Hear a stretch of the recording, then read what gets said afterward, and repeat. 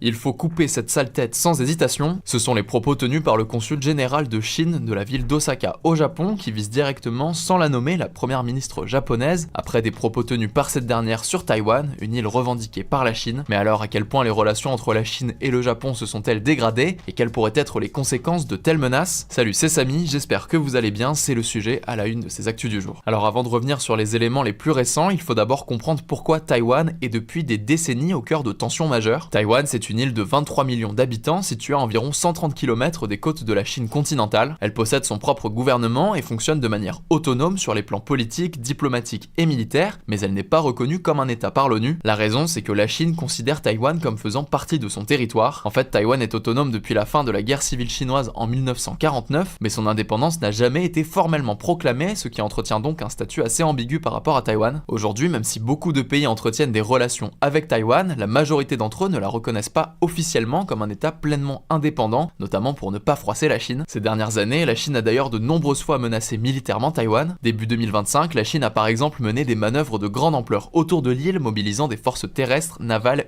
et aériennes pour simuler un blocus. Dans ses discours, la Chine n'exclut d'ailleurs pas l'usage de la force pour prendre le contrôle de Taïwan. Si vous voulez en savoir plus sur l'histoire de la Chine et de Taïwan, je vous invite à regarder notre vidéo sur le sujet, elle est disponible sur notre chaîne grand format et je vous mets le lien en description. Mais en tout cas, la semaine dernière, Sanae Takeshi, la première ministre du Japon, qui est en fonction depuis moins d'un mois, s'est exprimée devant le parlement japonais au sujet de Taïwan. Elle a déclaré, je cite, que si des navires de guerre étaient employés et qu'un blocus maritime sur Taïwan impliquait l'usage de la force, cela constituerait une situation dont on pourrait considérer qu'elle menace la survie du Japon. En parlant d'une menace pour la survie du Japon, elle laisse en fait entendre que le Japon pourrait justifier l'envoi de troupes pour défendre Taïwan, au nom, je cite, de la légitime défense collective. Historiquement, les premiers ministres japonais ont toujours évité de qualifier explicitement une attaque contre Taïwan de menace existentielle pour ne pas aggraver les tensions avec la Chine. Et justement, la Chine n'a pas tardé à répondre. Comme je vous le disais, le consul général de Chine à Osaka, Xue Jian, a menacé sur X de couper cette sale tête sans la moindre hésitation, en citant un article sur la première ministre japonaise, un message extrêmement inapproprié selon le porte-parole du gouvernement japonais. Ce lundi, le porte-parole du ministère des Affaires étrangères de la Chine, cette fois-ci, a indiqué que le message avait été supprimé, mais il a réaffirmé sa position en déclarant, je cite, « Est-ce que le Japon cherche à défier la Chine sur ses intérêts fondamentaux et à faire barrage à la grande cause de la réunification chinoise, vers où le Japon entend-il mener les relations sino-japonaises ?» Le vice-ministre chinois des Affaires étrangères a également convoqué ce jeudi l'ambassadeur du Japon en Chine pour protester contre les propos de la première ministre japonaise. En réponse, ce vendredi matin, le gouvernement japonais a finalement assuré que sa position sur Taïwan restait inchangée et que, je cite, « La paix et la stabilité dans le détroit de Taïwan sont essentielles à la sécurité du Japon. » Aujourd'hui, comme de nombreux pays, le Japon reconnaît officiellement la politique d'une seule Chine. Le Japon reconnaît donc le gouvernement chinois comme le seul représentant légitime de toute la Chine, incluant Taïwan, tout en maintenant des relations économiques et culturelles avec Taïwan. Le gouvernement japonais affirme depuis des années vouloir que les questions relatives à Taïwan soient résolues pacifiquement par le dialogue. Il faut savoir que toutes ces déclarations interviennent dans un contexte déjà très tendu autour de Taïwan. En plus des manœuvres militaires menées par la Chine autour de l'île, le rôle d'autres pays, et notamment des États-Unis, dans un potentiel conflit entre la Chine et Taïwan revient régulièrement au cœur des discussions. Bien que l'ancien président américain Joe Biden ait affirmé que les États-Unis iraient défendre Taïwan en cas d'attaque chinoise, Donald Trump entretient lui plus de flou, il soutient l'île sans préciser ce qu'il ferait concrètement en cas d'attaque. En tout cas, ce vendredi, Taïwan a affirmé que les États-Unis avaient par exemple approuvé la première vente d'armes à Taïwan depuis le retour au pouvoir en janvier de Donald Trump. En réaction, la Chine a déclaré être très mécontente et s'opposer fermement à cette décision. Mais ce qu'il faut aussi noter, c'est que cette prise de position japonaise survient alors que le Financial Times a révélé en juillet que le Pentagone, l'équivalent aux États-Unis du ministère des Armées en France, a demandé au Japon et à l'Australie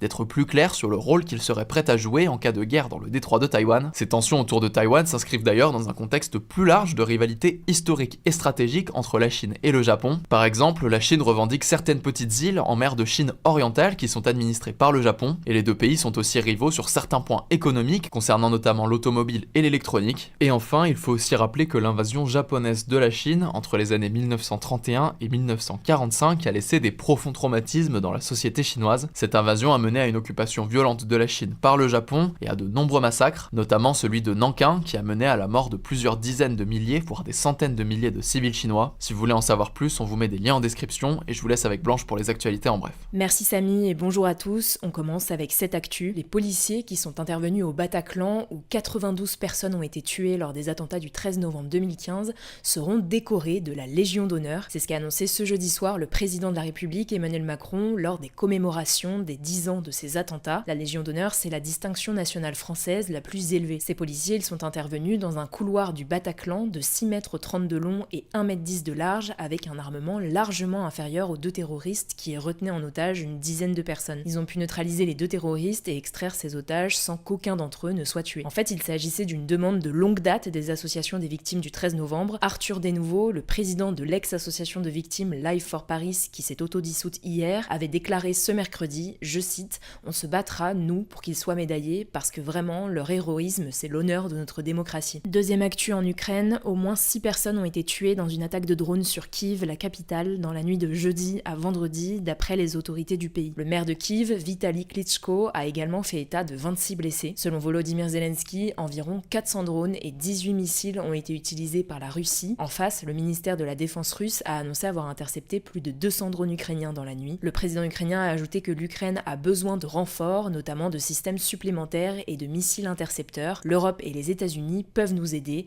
Nous comptons sur les décisions concrètes. À noter qu'Emmanuel Macron recevra Volodymyr Zelensky ce lundi à Paris pour réaffirmer l'engagement de la France aux côtés de l'Ukraine et, je cite, échanger sur les enjeux de coopération bilatérale, notamment dans les domaines énergétiques, économiques et de défense, selon le communiqué de l'Elysée paru ce vendredi. Il s'agira de la 9e visite de Volodymyr Zelensky en France depuis l'invasion massive de l'Ukraine par la Russie en février 2022. Troisième actu, une nouvelle dépouille a été remise à Israël ce jeudi par le Hamas et son allié le Djihad islamique. Il s'agit de Meni Godar, un Israélien âgé de 73 ans, tué dans l'attaque du Hamas du 7 octobre 2023 chez lui. Ce vendredi, Israël a de son côté remis au Hamas les corps de 15 Palestiniens qui étaient retenus en Israël, portant le nombre total de corps reçus à 330 selon l'hôpital Nasser qui est situé au sud de la bande de Gaza. Le Hamas a remis 25 des 28 dépouilles d'otages qu'il s'est engagé à rendre à Israël dans le cadre de l'accord de cessez-le-feu en vigueur à Gaza depuis le 10 octobre. Il en reste donc 3, 2 Israéliens et 1 Thaïlandais qui ont tous été enlevés le 7 octobre 2023. Selon l'accord, conclu sous la pression des États-Unis, Israël doit rendre 15 dépouilles palestiniennes pour chaque corps d'otage israélien remis. Quatrième actu, les entreprises européennes auront désormais moins de contraintes sur leur impact écologique et social. Ça fait suite à un vote qui a eu lieu ce jeudi au Parlement européen et qui amoindrit le devoir de vigilance des entreprises. Alors le devoir de vigilance, c'est une directive européenne votée il y a 1 an et demi.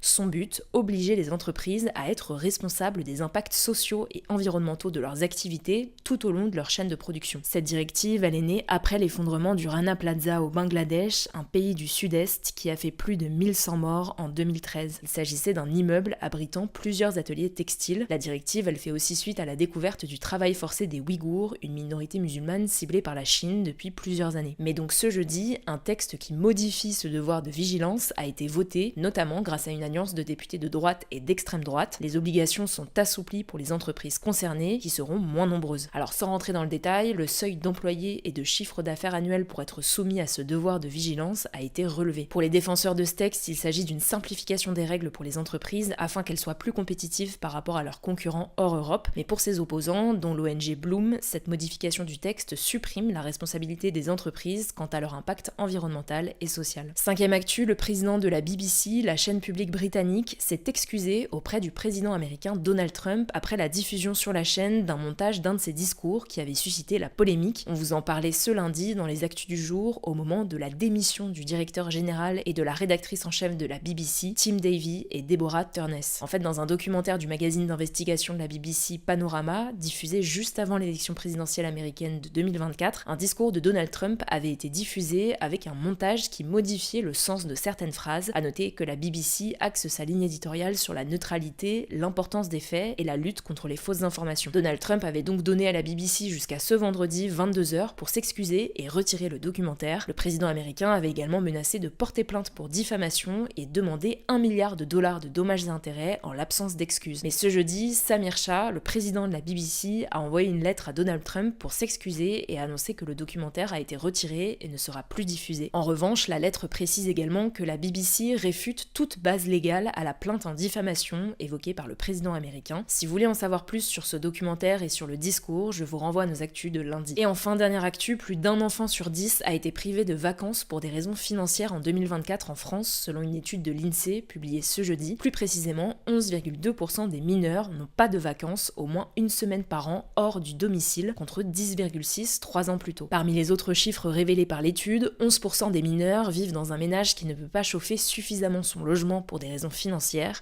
Ce chiffre, il était de 5,6% en 2021, avant la flambée des prix de l'énergie. Plus globalement, le niveau de privation des enfants est nettement plus élevé dans les familles monoparentales, donc avec un seul parent, ainsi que dans les familles nombreuses, selon l'INSEE. Vous avez l'ensemble de l'étude en description si vous voulez en savoir plus. Merci Blanche pour ces actus, c'est tout pour aujourd'hui. N'hésitez pas à vous abonner à notre chaîne sur YouTube, mais aussi en podcast et sur Instagram, TikTok et en newsletter. Prenez soin de vous, prenez soin de vos proches et à demain.